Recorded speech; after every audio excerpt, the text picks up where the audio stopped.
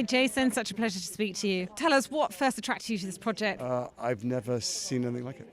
I mean, I thought it was insane to try and make a film about four people in a room, and then I read it and I was sobbing, and then I felt kind of elated and slightly like I've been through some big cult experience, and I felt kind of the sun broke through the clouds, and I looked up and in Starbucks they're ready to call the police. I think it's one of the biggest films I've ever been in, and it's all set in a single room. It just takes the audience and took us on a gigantic emotional journey. And, there's a lot of theatre experience amongst you as, cast and crew. So, and it feels like it could have almost been a theatre play. Was that part of the intensity, but also part of the skill of it? I don't think this could be a play. The camera can tell if you're lying, and one of the wonderful things about this, the way Fran filmed it, although I don't remember there even being cameras, I just remember the experience with the other three actors, is that the camera's right inside it. It can see when you're lying, it can see when people are lying to themselves, it can see what they're hiding, it can see when my wife is phoning me right now. So sorry about that. I'm actually doing an interview right now. I'll call you back. Sorry. And so I don't think it'd be a play, because in a play you've got to stand up, you've got to move the blocking around. Here, the audience is right inside everyone's soul. And, it sort of steers away from being political in a sense, even though gun violence, especially in the US, is quite political. It's made personal. So, what do you think is significant about that? I think it's a play about... listen to me. I think it's a film about people trying to shed the baggage of blame and hatred they've got, and how they need to move forward in their life. Their lives are kind of ground to a painful halt. And the incident that started it is really irrelevant. So it's not... And there's one moment in the film where I try and bring up politics, and my wife goes, "Can I swear on your thing?"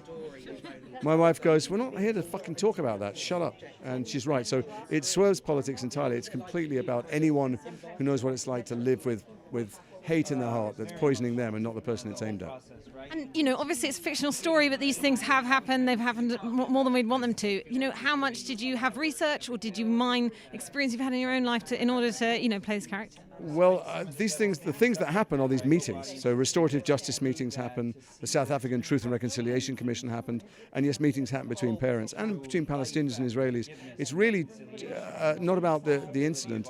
I didn't need to research the thing that happened in the past. I need to research and immerse myself in what it's like to have your life paralyzed, crippled by dysfunction, by not seeing my partner, and by demonizing. Actually, my character, Jay, did that very male thing of thinking he can solve his own pain and grief by fixing things outside himself, by fixing legal things, by fixing political things, by psychiatric definitions, by fixing his wife, basically anything but himself. So that's a pretty universal thing, and I didn't need to do that much research. And it must have been such an intense shoot. What were some of the highlights for maybe some of the challenges? It was very intense. We're all away from home. We all were in this bubble for 2 weeks. We were essentially in character in some ways all the time, because we filmed all day, and all night we would talk about not what was going to happen on camera the next day, but all the off-screen things, the things in the previous 6 years that had led us to such a terrible place.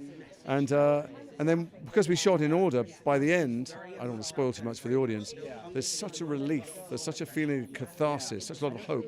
We were all kind of elated and ready to leave. It was extremely intense. And what do you hope people take away from the film? Because obviously, it does bring up big issues, but hopefully a lot of empathy too. I don't know that it brings up, it doesn't bring out any political issues, it brings up issues that everybody faces in their life, which is, how do I see other people? How do I stop blaming people? How do I wake up and feel grateful? How do I move forward in my life with light? And I hope that people, first of all, are entertained. It's completely gripping. I mean, it's one of the most suspenseful thrillers I've ever seen, and nothing blows up, and there's no bags of mafia money. It's just people talking. So first of all, I hope they're entertained, and that when it ends, the bare minimum is they think, I want to see another movie soon. And then subliminally, they take away this notion that we need to look at each other, we need to connect as human beings. Because it's so easy in this, first of all, during the pandemic, but also anyway in the bubbles that we live in, to isolate and blame some other group in life for the problems you're facing.